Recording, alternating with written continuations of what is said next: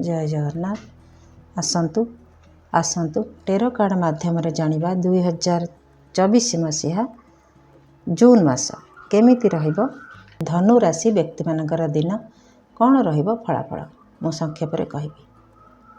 आसतु देखिबा वर्तमान परिस्थिति केमिति अछि धनु राशि व्यक्ति मानकर। जय जगन्नाथ।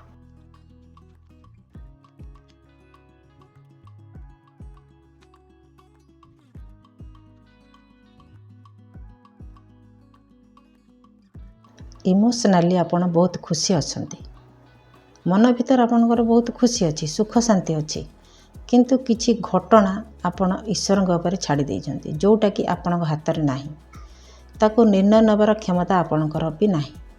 सेथिपई आपण जगलिंग करूछंती, एटा करिबिना सेटा करिबिना, किछि निष्पत्ति भी नहीं पारु नाहंती, कौन करिबे भी किछि उपाय भी पाउ नाहंती। किछि एमिति अछिंडा सूता जोटा कि अड़ुआ सूता जोटा कि छिंडू नाही, सेई थिरे आपण धंदी होउछंती, जेमिति बांधी के रहिछंती, ना बाहरी पारुछंती ना ताकू काटी पारुछंती। एमिति अवस्था आपण पई अछि। झमेला अछि, बहुत चिंता, बहुत जदि ए अड़ुआ छिंडी जानता ताले मो पई बहुत खुशीर मुहूर्त आसी जानता, एमिति चिंता भी आपणकर अछि। जय जगन्नाथ। देखिबा मासटी केमिति कटिबा जून मास। जय जगन्नाथ। धनु राशि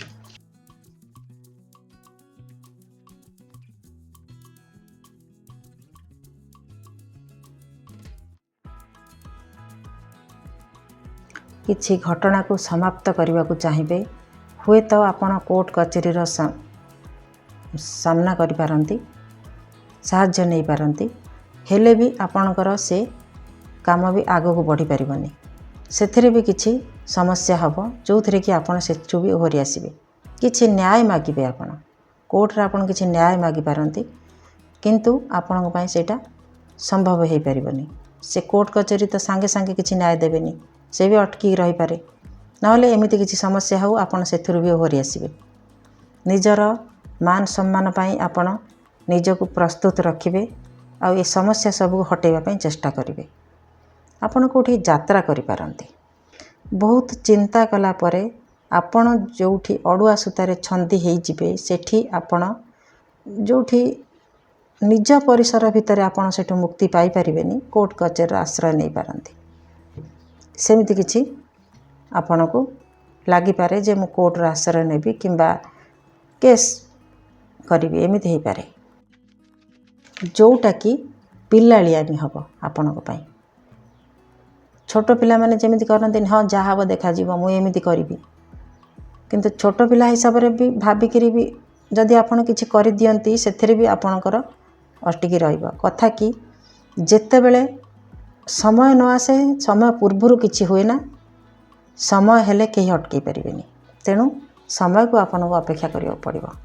इम्प्रेस आपण भाबिबे जे मु जदि एटा करि देबी ताहले मते सब सुख शांति मिलि जिवो, मो ठारू केही सुखी ए दुनिया रे रहिबेनी, एई अडुआटा पई मु शांति रे रहि पारनी, एमिति चिंता भी आसी पारे। आपण घर के कुनिया भी आसी पारंती, कुनिया माने नुआ कुनिया, बेबी, किछि व्यक्तिंकर अरेंज मैरिज भी हेई पारे।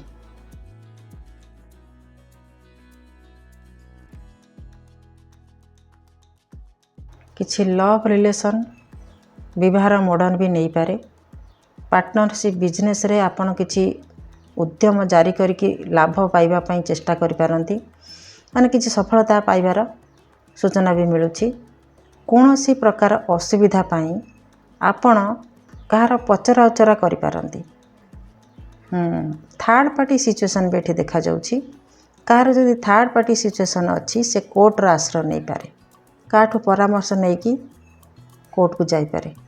घर संबंधी जदि किछि कहार प्रॉब्लम अछि, घर को लेकिन माने जो घरे रोचंती प्लॉट ता पाई भी आपण न्याय मागी पारंती, एमिति हेई पारे। मन भितर आपणकर एमिति विचार आसी पारे जेमिति निर्भय, आपण निर्भय, कहा को आपणकर भय नाही, आपण सब किछि करि परिबे। आ ए कामटा भी करि देले, कोनोसी काम हो आपण ହିସାବରେ ଆପଣ ସେଇଟା ବୁଝିବେ। କରିଦେଲେ ମୁଁ ସବୁକିଛି ଠାରୁ ମୁକ୍ତ ହୋଇଯିବି। କିନ୍ତୁ ଆପଣ ସେଥିରେ ଅଟକିକି ରହିବେ, ଦୁଃସାହସିକ କାମ କରିବେ, ମନ ଭିତରେ କୌଣସି ପ୍ରକାର ଭୟ ଆପଣଙ୍କର ରହିବନି। ଏମିତି ହେଇପାରେ।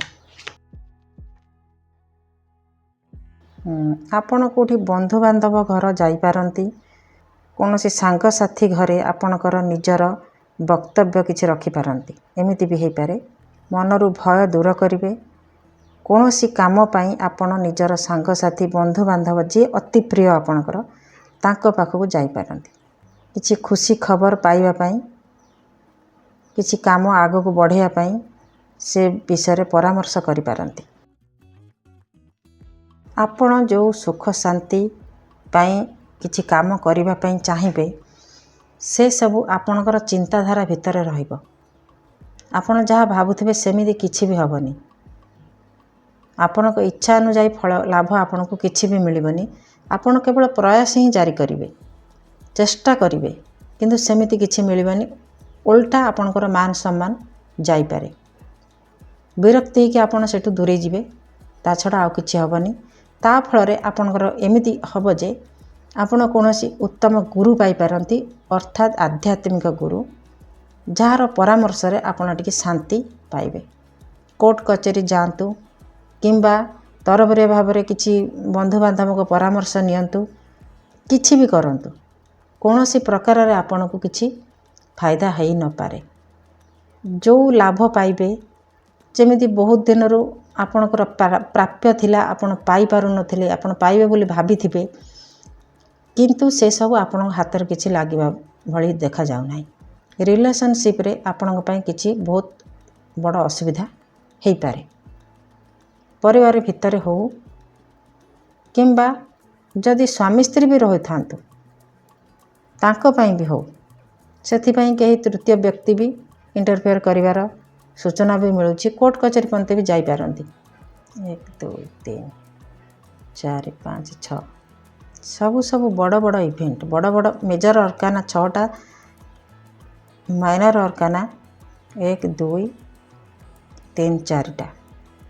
ତେଣୁ ଯାହା ହେବ କିଛି ବଡ଼ ଧରଣର ହେବ। ତେଣୁ ଆପଣ ସାବଧାନ ହିଁ ରହିବା ଉଚିତ। କିଛି ଭୁଲ ଭାଲ କରିବା ପୂର୍ବରୁ 100 ଥର ଚିନ୍ତା କରିବା ଉଚିତ। ଠିକ୍ ଅଛି, କ'ଣ ଧମାଧମ କାର୍ଡ଼ ଆସିଲାଣି। କିଛି ଡେଭିଲ ଏନର୍ଜି। ଦୁଃଖଦ ପରିସ୍ଥିତି ଯାହାକୁ ଆପଣ ଦୂରେଇ ଦେବାକୁ ଚାହିଁବେ, ସେଥିପାଇଁ ଆପଣଙ୍କୁ ଯେଉଁ ପରିସ୍ଥିତି ପାଇଁ ଆପଣ ଦୁଃଖ ପାଉଛନ୍ତି ତାକୁ ଦୂରେଇବା ପାଇଁ ହେଲେ ଧୀରେ, ଯେଉଁ ପରିସ୍ଥିତିରେ ଆପଣ ଅଛନ୍ତି ତାକୁ ହଟେଇବା ପାଇଁ ହେଲେ, ତାଠାରୁ ମୁକ୍ତି ପାଇବା ପାଇଁ ହେଲେ ଆପଣଙ୍କୁ ଧୀରେ ଧୀରେ ପଦକ୍ଷେପ ନେବା ପାଇଁ ପଡ଼ିବ।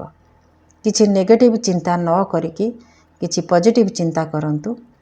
ଆପଣ ପାଇଁ ଭଲ ରହିବ। ଆପଣ ଏଇ ଯେଉଁ ଅସୁବିଧାରୁ ଦୂରେଇ ଯିବେ। ମୋଟାମୋଟି କହିବାକୁ ଗଲେ ଆପଣଙ୍କ ମନରେ ଏ ମାସ ଭିତରେ ବହୁତ ଗର୍ବ ଆଉ ଦମ୍ଭ ରହିବ। ନିର୍ଭୟ ରହିବେ। ହଁ, ମୋର ସିଏ କ'ଣ କରିବ, ହଁ ମୋର ଏମିତି କରିଦେବି, ମୋର ଇଏ ଚିହ୍ନା, ମୋର ସିଏ ଚିହ୍ନା, ମୁଁ ଏମିତି କରିଦେବି, ମୁଁ ସେମିତି କରିଦେବି। କିନ୍ତୁ ସେମିତି କିଛି ବି ହେଇପାରିବନି। କାର୍ଡ଼ କହୁଛି, ମୁଁ କହୁନି। ଆପଣଙ୍କର ଦାମ୍ଭିକପଣ କାର୍ଡ଼ରୁ ଜଣାପଡ଼ୁଛି ଯେ ଆପଣ ଏମିତି ରହିବେ। ଅସମ୍ଭବକୁ ସମ୍ଭବ କଲାଭଳିଆ କ୍ଷମତା ଆପଣଙ୍କର ଅଛି ବୋଲି ଆପଣ ଚିନ୍ତା କରିବେ।